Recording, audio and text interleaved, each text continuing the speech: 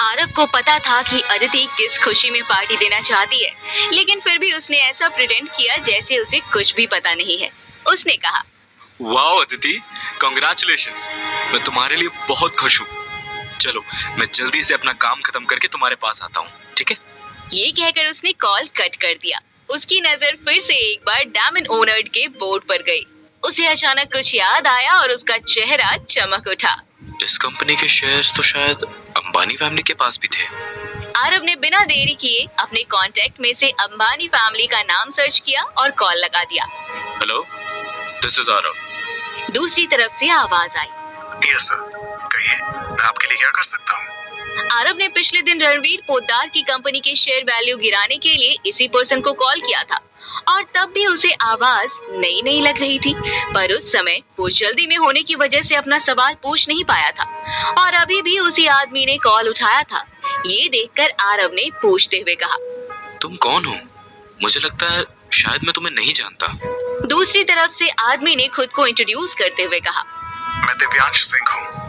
मुझे अंबानी फैमिली के internal matter को संभालने के लिए डायरेक्ट अपॉइंट किया गया है। मुझे यहाँ पर काम करते हुए 1 साल हो गया है। इसके पहले जो डायरेक्टर थे उनकी उम्र ज्यादा हो गई थी, इसलिए वो रिटायर हो गए। आरव 3 साल पहले ही अपनी फैमिली को छोड़ चुका था और तब से लेकर आज तक उनके बीच कोई भी कांटेक्ट नहीं हुआ था।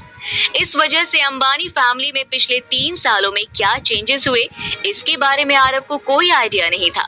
पर तब भी उसे प्रीवियस डायरेक्टर के लिए थोड़ा बुरा लग रहा था, क्योंकि वो उन्हें पहले से जानता था और उनके जैसे मास्टरमाइंड और केपेबल पर्सन को इतनी जल्दी रिटायरमेंट दे दी जाएगी, ये उसने सोचा भी नहीं था। ठीक है, जरा मुझे चेक करके बताओ कि डायमंड ओनर्ड कंपनी के कितने % शेयर होल्डिंग अंबानी फैमिली के पास है। Just checking sir. Within 20 seconds दूसरी तरफ से डायरेक्टर ने कहा, अंबानी फैमिली के पास डायमंड ओनर्ड का 60% होल्डिंग्स है सर। आरव के चेहरे पर स्माइल आ गई। उसने आगे पूछा, गुड। मनाली सिटी में इसका इंचार्ज कौन है? डायरेक्टर ने कहा, मनाली नॉर्थ में है। नॉर्थ का हमारा मेन ब्रांच जम्मू में है। नॉर्थ के इंचार्ज निहाल खन्ना है। ये वही है सर जिन्होंने कल गोल्डन गेट रियल एस्टेट के शेयर डाउन करने में आपकी हेल्प की थी। That's great. उसने लास्ट टाइम बहुत अच्छा काम किया था। अब तुम एक काम करो, मुझे उसकी डिटेल सेंड कर दो। निहाल खन्ना नॉर्थ एरिया का इंचार्ज था। उसके हाथ में एक्स्ट्रा ऑर्डिनरी पावर और अनलिमिटेड वेल्थ था। निहाल की तरह ही और भी 5 लोग थे जो मिलकर नॉर्थ एरिया को संभालते थे और इसी तरह अंबानी कॉर्पोरेशन ने पूरे नॉर्थ में अपना दबदबा बना कर रखा हुआ था। आरव ने फोन को अपने पॉकेट में रखा और खुद से कहा, जब तक मुझे घर जाने की परमिशन नहीं मिल जाती, मुझे मनाली में ही रहना होगा और तब तक मुझे निहाल की जरूरत पड़ती रहेगी। डायरेक्टर ने मैसेज में निहाल खन्ना का नंबर भेज दिया था। आरव ने वो नंबर सेव किया और सीधे घर के लिए निकल गया। उसके लिए अदिति ने पहले से ही पार्टी में पहनने के लिए कपड़े सर्वेंट से कहकर निकलवा रखे थे। बेड पर पड़े ब्लैक सूट की तरफ देखते हुए आरव मुस्कुराते हुए बोल पड़ा, तुम मेरा कितना ख्याल रखती हो अदिति, मेरे बारे में कितना सोचती हो। Now I will make sure कि मेरी वजह से तुम्हें शर्मिंदा ना होना पड़े और मैं तुम्हें प्राउड फील करवा सकूं। आधे घंटे में रेडी होकर आरव अपने ऑफिस पहुंचा। वहां किसी को उससे मतलब नहीं था। आरव ने साइन इन किया और सीधे होटल की तरफ निकल गया। ए लड़के, अंदर कहाँ जा रहा है तू? आरव अभी होटल सिम्बा पहुंचा ही था कि एंट्रेंस पर ही उसे सिक्योरिटी गार्ड्स ने रोक दिया। आरव ने अपनी बाइक रोकी और बाइक से नीचे उतर गया। आरव ने सीधा जवाब दिया, मैं अंदर पार्टी में जा रहा हूँ। अबे ओए, तू एक खटारा बाइक के साथ आया है। तेरी हैसियत भी है कि तू इस पार्टी में जा सके? तुझे आइडिया भी है कि यहाँ पर एक बॉटल वाटर की प्राइस कितनी है? अरे मैं आपका कस्टमर हूँ, आप अपने कस्टमर को ऐसे ट्रीट करते हैं? वो आगे कुछ बोलता, इसके पहले ही एक मर्सिडीज होटल के गेट पर तेजी से आकर रुकी और आरव की बाइक को जोर से ठोकर मारकर गिरा दिया। आरव को लकीली चोट नहीं आई, पर उसका बाइक बुरी तरह से जमीन से जा टकराया। आरव कुछ रिएक्ट कर पाता इसके पहले ही कार के अंदर से एक लड़की की गुस्से भरी तेज आवाज आई, यू बेगर, तुम्हें कोई और जगह नहीं मिली मरने के लिए जो तुम हमारे होटल के सामने आकर खड़े हो। आरव ने देखा एक लड़की ब्लैक ड्रेस पहने हेवी मेकअप के साथ कार की विंडो को नीचे करते हुए ये बोल रही थी, शनाया तुम? वो लड़की शनाया थी। उसने जैसे ही आरव के मुंह से अपना नाम सुना वो हैरान हो गई। आरव को समझ आ गया था कि अदिति ने इन्हें भी इनवाइट किया था और वो कोई कॉन्फ्लिक्ट नहीं चाहता था, इसलिए वो बाइक उठाने के लिए झुका। इधर शनाया ये सोचकर हैरान थी कि आरव वहाँ क्या कर रहा है, लेकिन अगले ही पल उसने अनजान बनते हुए कहा, तुम्हें दिखाई नहीं देता? यहाँ पे सिर्फ कार पार्किंग के लिए जगह है, तुम्हारे इस बाइक के लिए नहीं। जल्दी हटो यहाँ से। अरे पर मैं इसे पार्क कहाँ करूँगा? कहीं भी करो, पर होटल के आसपास तो बिल्कुल नहीं। तुम्हारे इस खटारा बाइक को देखकर कहीं कस्टमर्स हमें भी खटारा ना समझने लगे। आरव आगे कुछ बोलता, इसके पहले ही ड्राइवर सीट में बैठे हुए अद्वैत ने अपनी विंडो को नीचे किया और बोला, आरव, हमारा इंटेंशन तुम्हें नीचा दिखाना नहीं है। ये होटल शहर के टॉप होटल्स की लिस्ट में है और यहाँ पर वीआईपी पर्सन्स, मिनिस्टर्स आते हैं। तुम्हें खुद सोचना चाहिए था कि कम से कम हमारी इज्जत का तो ख्याल करते। तुम्हें तो एंट्रेंस पर ही रोक देना चाहिए था। पता नहीं तुम अंदर कैसे आ गए।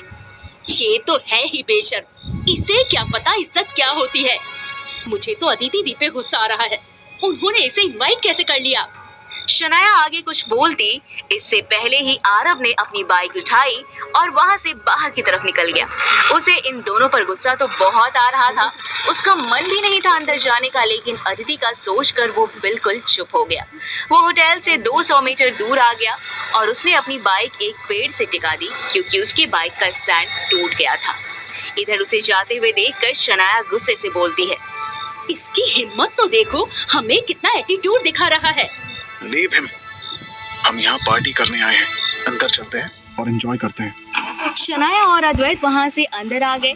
उन्होंने कार पार्क की और होटल के अंदर आ गए।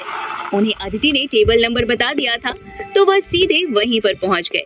वहां पहुंचते ही शनाया ने देखा वहां उसकी बहन व्हाइट कलर की साड़ी पहने एक टेबल पर बैठी हुई थी और उसके चारों तरफ 15 से 20 लोग बैठे हुए थे।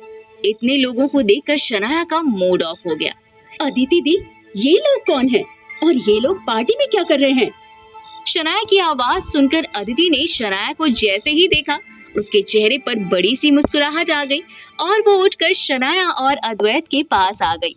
उसने कहा, ये मेरे ऑफिस के कलीग्स हैं, मैंने इन सभी को पार्टी में इनवाइट किया है। शनाया ने एक एक कर सबके चेहरे, फिर उनके कपड़े और फिर उनके जूते की तरफ नजर डाली।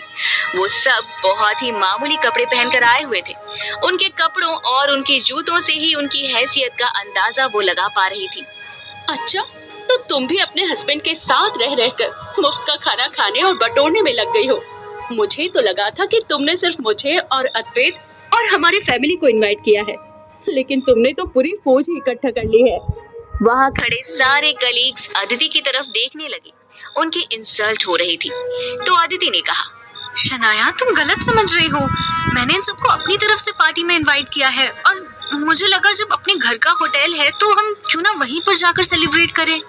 ठीक है, अगर सिर्फ हमारी फैमिली की बात होती तो अद्वैत पैसे नहीं लेते, लेकिन अब इतने सारे लोगों की बात है तो मैं अद्वैत को परमिशन नहीं दूंगी कि वो इतने सारे लोगों पर बेकार पैसे खर्च करे।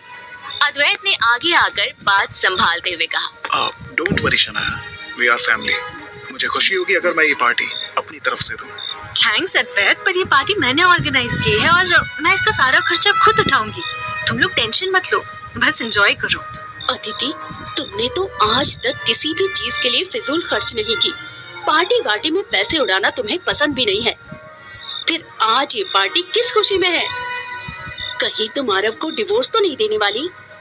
शनाया, बोलने से पहले कुछ सोच लिया करो। अगर आरव तुम्हारी बातें सुन लेगा तो तुम्हें पता है उसे कितना हर्ट होगा। आई डोंट केयर वो सुने या नहीं।